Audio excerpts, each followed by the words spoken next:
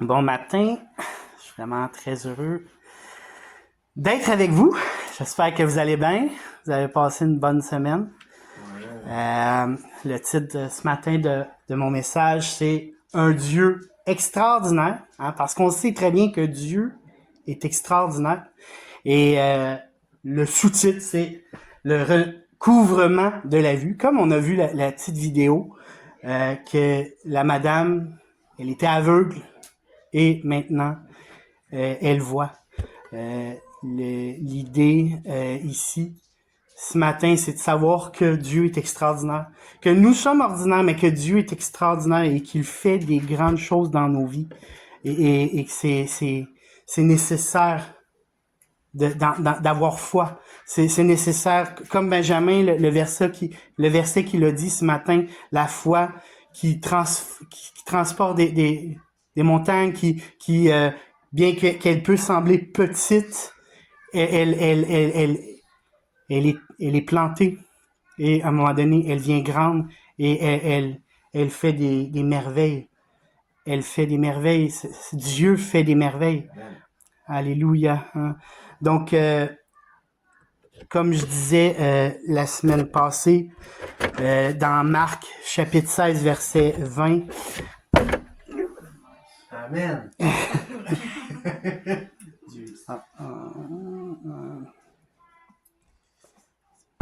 Comme je disais la semaine passée, ils s'en allèrent partout, prêcher partout. Le Seigneur travaillait avec eux et confirmait la parole.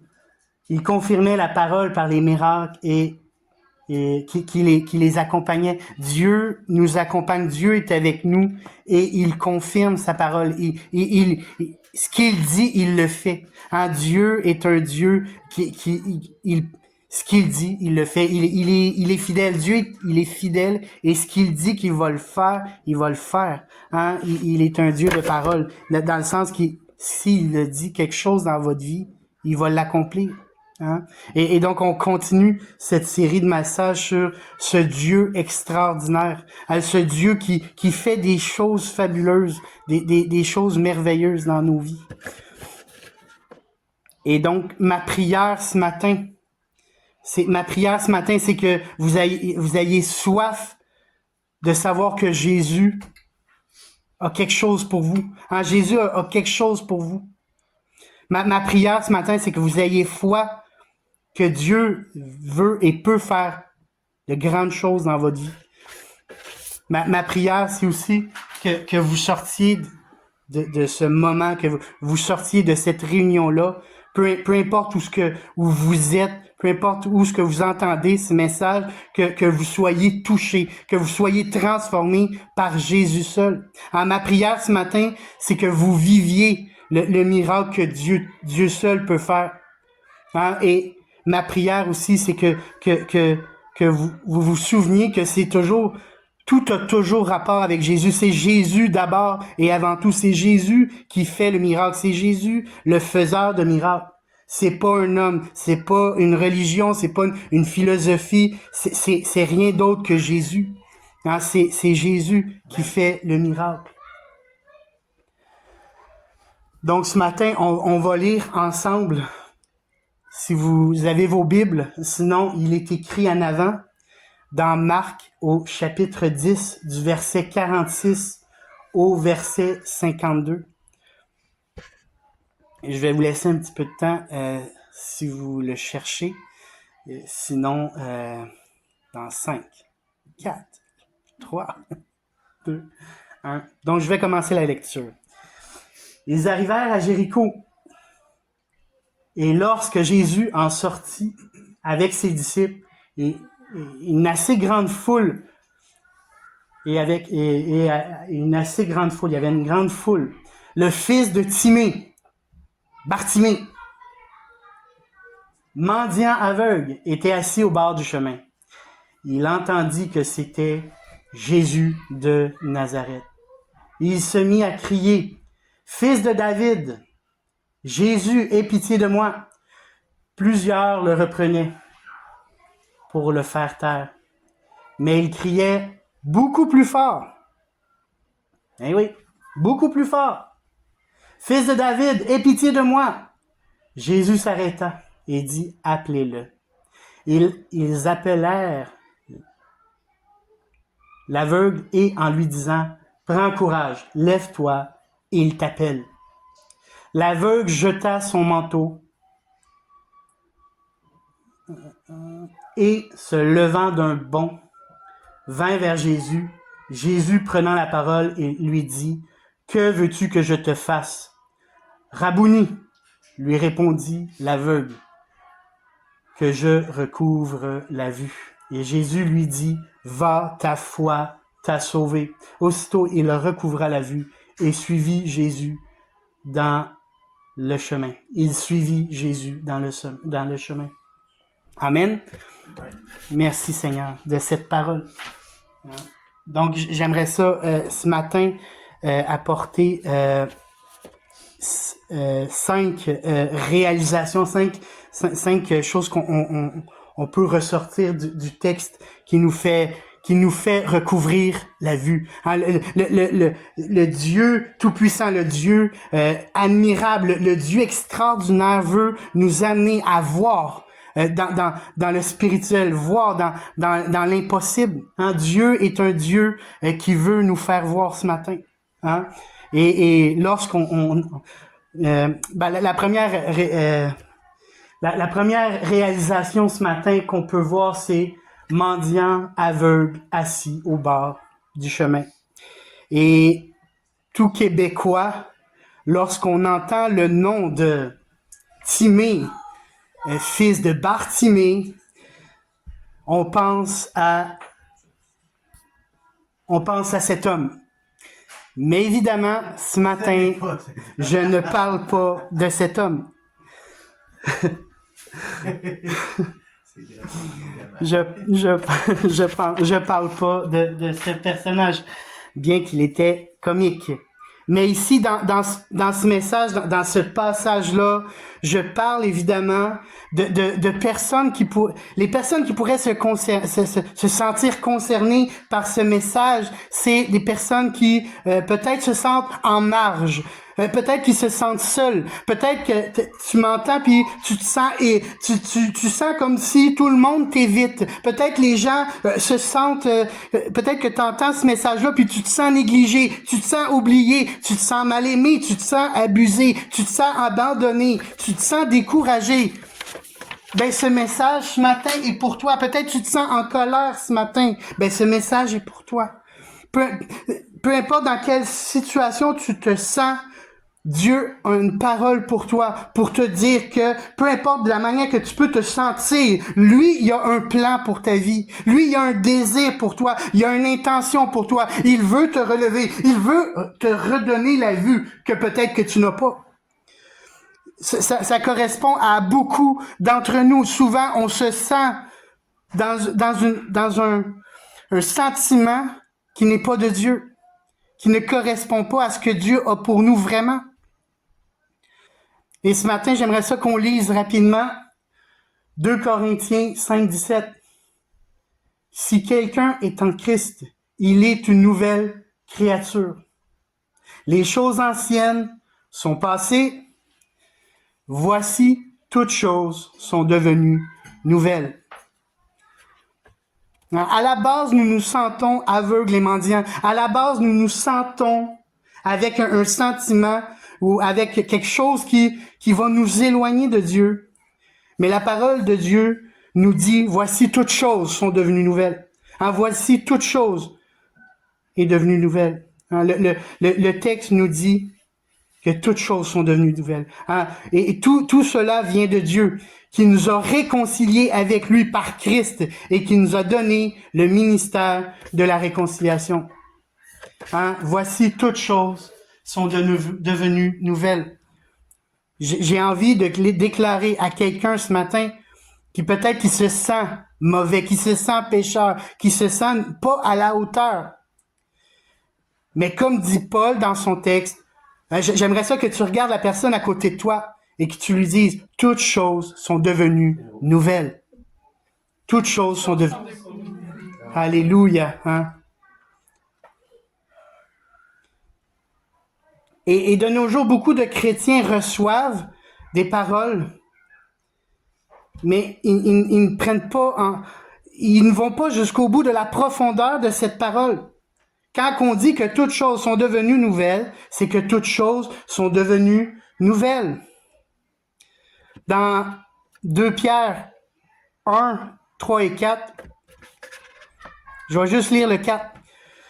Celle-ci nous assure de sa part les plus grandes et les plus précieuses promesses. Dieu a des promesses pour toi, afin que par elles, vous deveniez participants de la nature divine, en fuyant la corruption qui existe dans le monde dans lequel nous sommes, par la convoitise. Donc, toutes choses sont devenues nouvelles. Alléluia, nous sommes des participants de la nature divine. Nous ne sommes pas adhérents à un club social. On fait pas partie comme je vous ai dit tantôt, c'est pas quelque chose de religieux, c'est pas quelque chose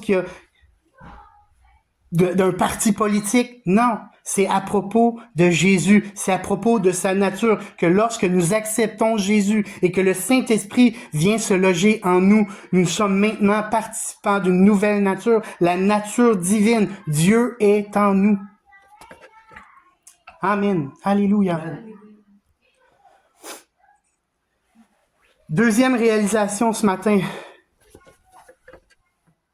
Il entendit que c'était Jésus de Nazareth et il se mit à crier, « Fils de David, Jésus, aie pitié de moi. » Il entendit. Il est intéressant de voir que le mendiant aveugle, il ne voyait pas, il était mendiant. Il ne voyait pas, mais son sens de l'oreille était très aiguisé. Il ne voyait rien, mais il pouvait entendre. Il pouvait utiliser l'oreille que Dieu lui avait donnée. Et ce matin, j'ai envie de dire à quelqu'un qui m'écoute que Dieu a quelque chose de précieux, de particulier, qui va le relever. Dieu veut guérir, Dieu veut transformer ce matin. Et il veut le faire ce matin. Il veut utiliser le moyen qu'il veut. Et il peut, il veut, et il va. Il veut surprendre ce matin. Dieu a envie de vous faire entendre sa parole. Dieu a un désir d'un résultat. Le résultat, c'est que vous entendiez et que vous voyez sa grâce, son amour, son pardon,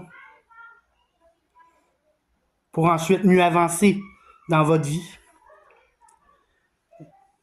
Il se mit à crier.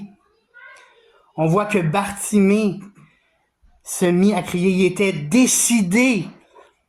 Il voulait aller à Jésus. Il voulait atteindre Jésus. Il voulait s'approcher de Jésus. Tous les moyens, il allait tout prendre les moyens à bord pour rejoindre Jésus, à obtenir de Jésus. Et ma question ce matin, est-ce que nous avons ce même désir que Timée de s'approcher de Jésus? Qu'est-ce qu'on va faire pour atteindre Jésus ce matin? Nous qui sommes imparfaits, nous qui sommes parfois aveugles dans certaines situations de nos vies où on se met des œillères, on barre l'accès, on barre l'accès naturellement plutôt que laisser le Saint-Esprit nous communiquer. Est-ce qu'on est prêt à faire quelque chose pour voir Jésus agir dans nos vies concrètement? Ce qui est intéressant, c'est de voir, c'est que cet aveugle mendiant n'avait jamais pu lire, il n'avait jamais pu écrire, il n'avait jamais eu d'instruction, probablement. Il était seulement reconnu par les hommes par ce qu'il était, l'aveugle mendiant. Il n'y avait pas de diplôme, il n'y avait pas d'éducation, mais pourtant, il savait, il connaissait le fils de David. Hein? Il connaissait celui qui l'entendait. Le fils de David, Jésus, aie pitié de moi. Il savait qui était Jésus. Hein? Dans l'évangile de Marc, c'est la première fois qu'on peut identifier cette expression, fils de David. C'est l'aveugle mendiant qui l'exprime. Il l'appelait en fonction de la promesse pour Israël. Et cette promesse-là, elle est pour nous aussi. Car un enfant nous est né, dans Isaïe 9:6, un enfant nous est né, un fils nous est donné. Il dominera, reposera sur son épaule. On l'appellera admirable, conseiller, puissant, éternel, prince de paix.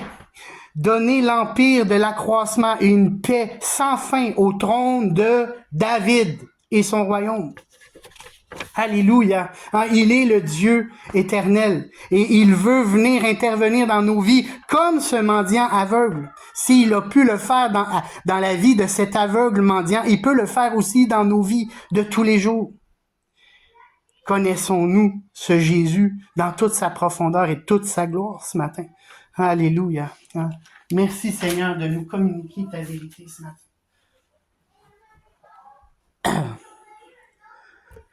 Continuons. Troisième réalisation ce matin, c'est prends courage. Lève-toi, il t'appelle. Ce matin, j'ai envie de dire à quelqu'un cet encouragement que Dieu t'appelle.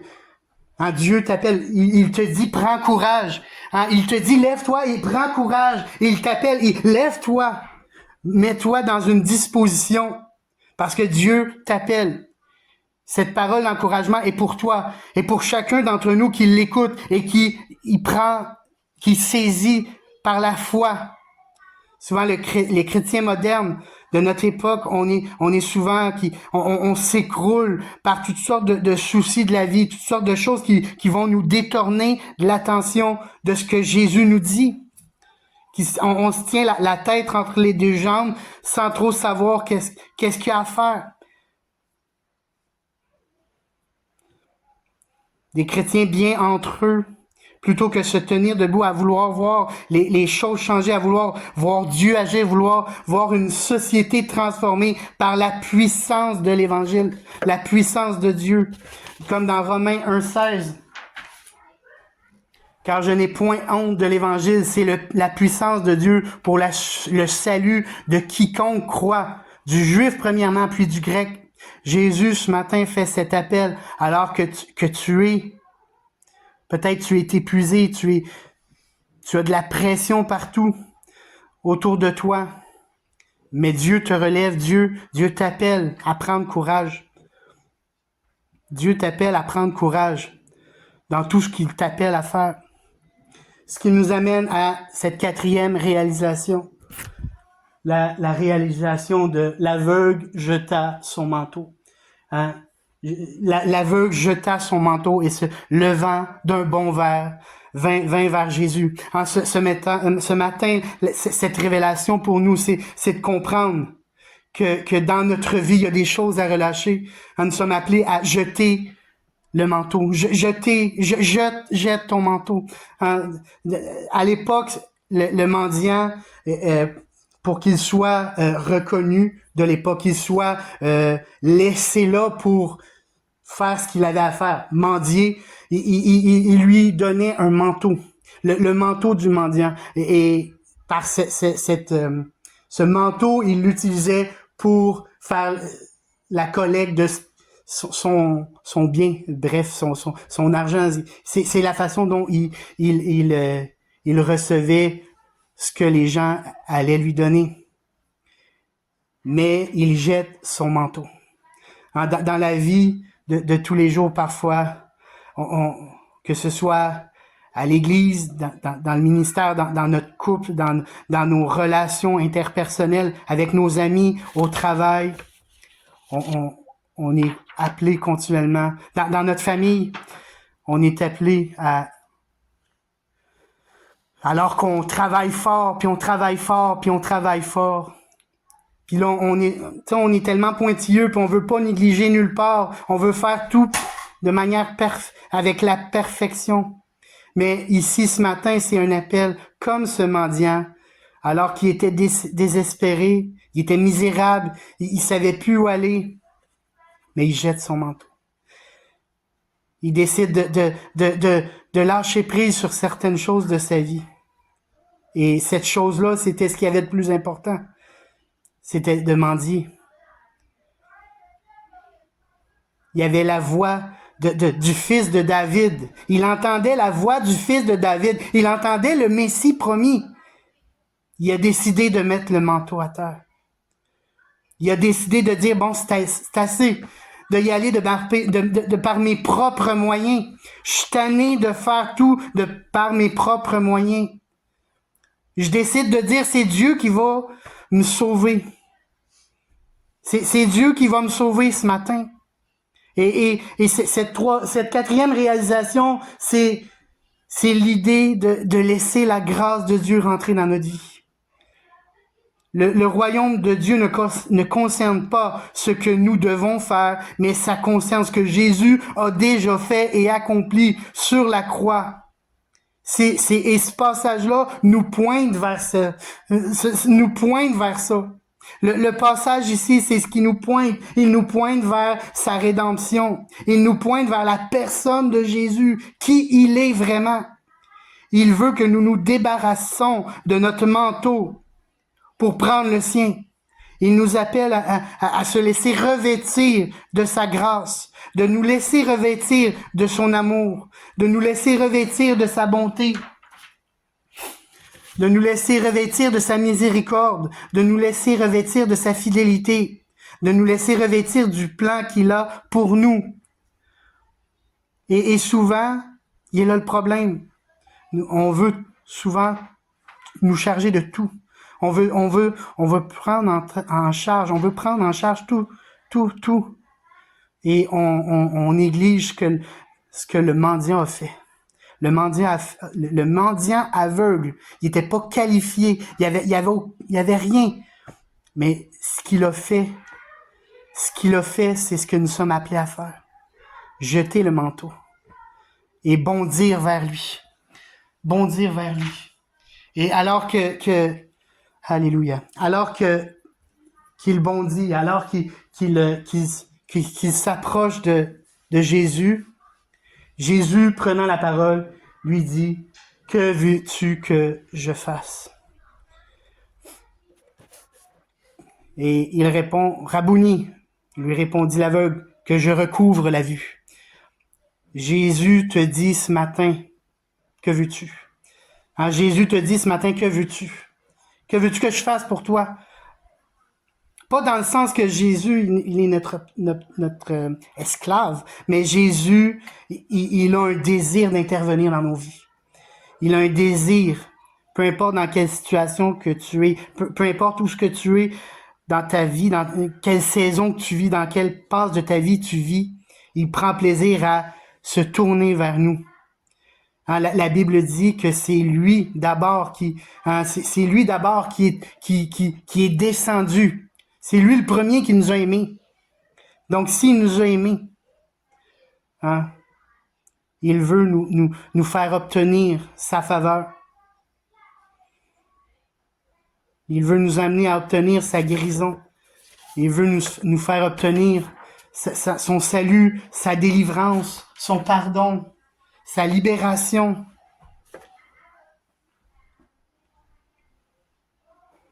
Il veut nous amener à la libération. Il veut nous amener à être en paix.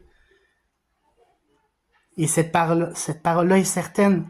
Le Dieu extraordinaire, le Dieu 3 fois saint, le Dieu qui, avec audace, veut toucher ton cœur. Merci Seigneur. Le terme ici, nous pourrions aussi... Il y a un terme, je ne me souviens plus à quel endroit, mais le terme est utilisé pour dire guérir ou sauver. Jésus a déclaré sur sa vie, sur la vie de l'aveugle, qui était en train de sauver, guérir. C'était un produit exclusivement de par Jésus. Jésus a exclusivement, c'est lui l'exclusivité, c'est Jésus. Il n'y a pas d'autre nom par lequel nous pouvons être sauvés, que nous pouvons être guéris.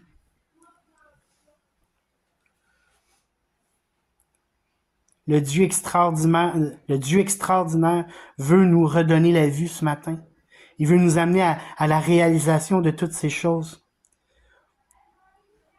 Il veut nous amener à la réalisation de qui il est vraiment.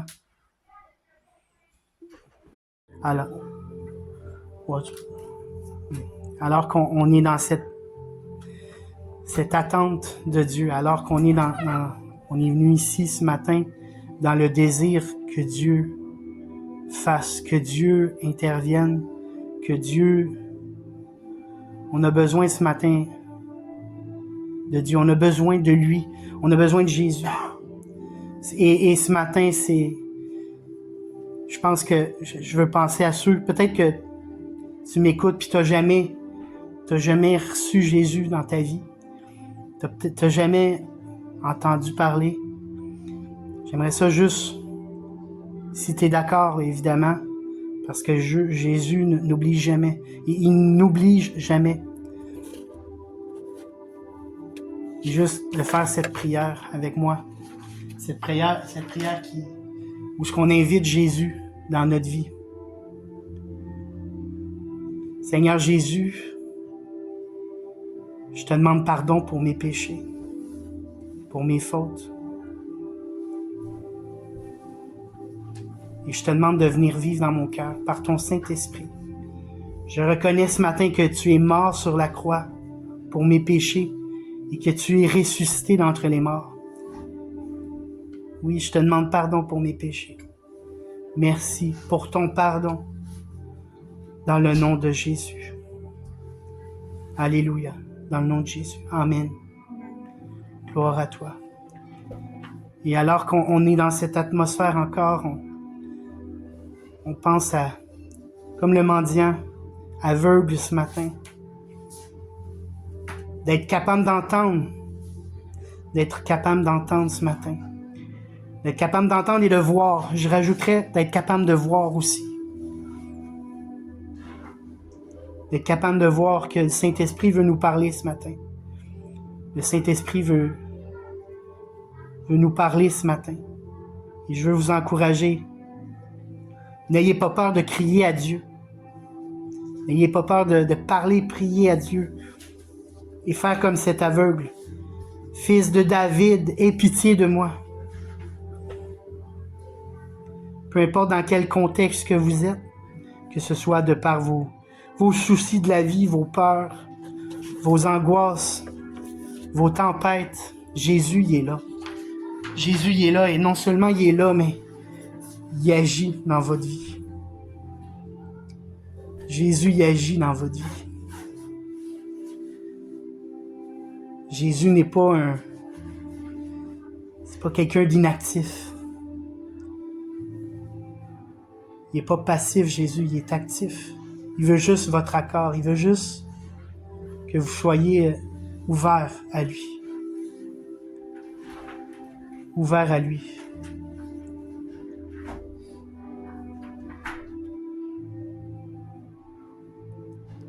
Ouvre-moi les yeux ce matin, afin que je voie. Ouvre-moi le cœur ce matin, afin que je comprenne. Ouvre-moi les oreilles ce matin, afin d'entendre le monde spirituel. Si Dieu vous demande de faire quelque chose ce matin, ou peut-être durant la semaine, ou peu importe, je vous encourage à obéir. D'obéir à cette voix qui vous parle. Parce que la Bible dit qu'ils entendront sa voix. Jésus veut vous parler. Et lorsqu'il aura parlé, obéissez à sa voix.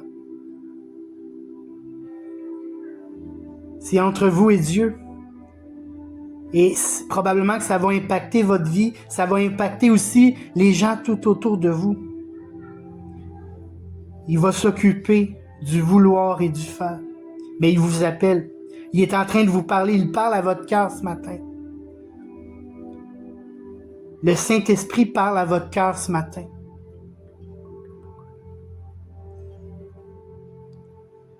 Et ce matin, vous êtes appelé à acheter votre manteau, comme le mendiant.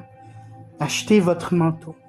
Ce que ça veut dire, c'est que vous prenez tout ce qui qui est important pour vous, tout ce qui probablement que vous comptiez sur ça. Vous comptiez sur ça. Mais ce matin, c'est un appel à jeter le manteau.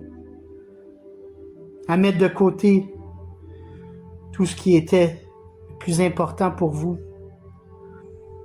Pour croire que Dieu, lui, il va faire au-delà. Au-delà de ce que vous pensez ou imaginez. Il va vous amener à au-delà.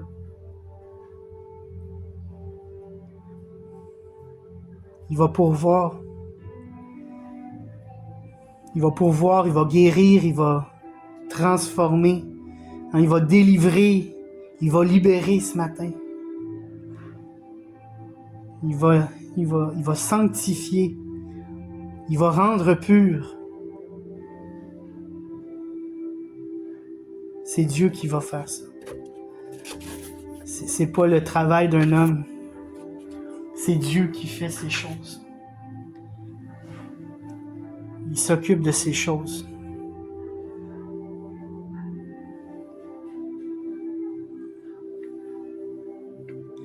Et Dieu vous demande de relâcher ce matin.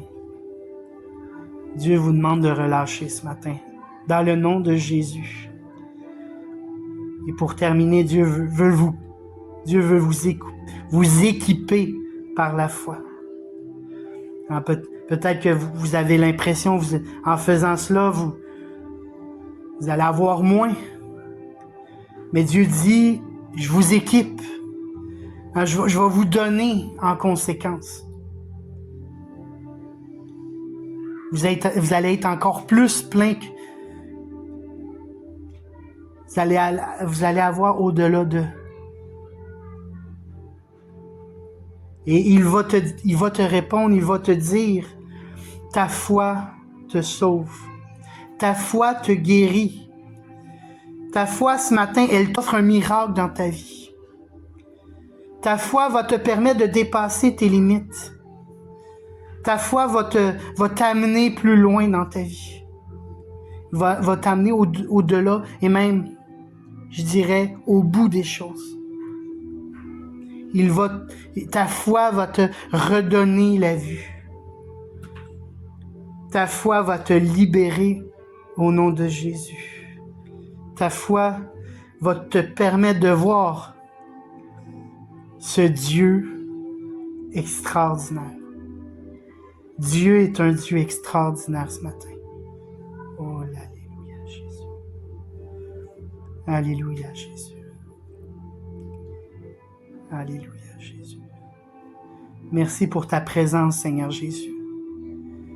Merci de nous permettre de répondre à cet appel ce matin. Merci de nous permettre de répondre à cet engagement envers Dieu. De répondre à cet engagement envers Jésus, envers Dieu, par ton Saint-Esprit. Merci de nous baptiser de ton Saint-Esprit ce matin. Le Saint-Esprit veut remplir ce matin. Il veut remplir quelqu'un qui a le cœur vide. Il veut remplir ce matin.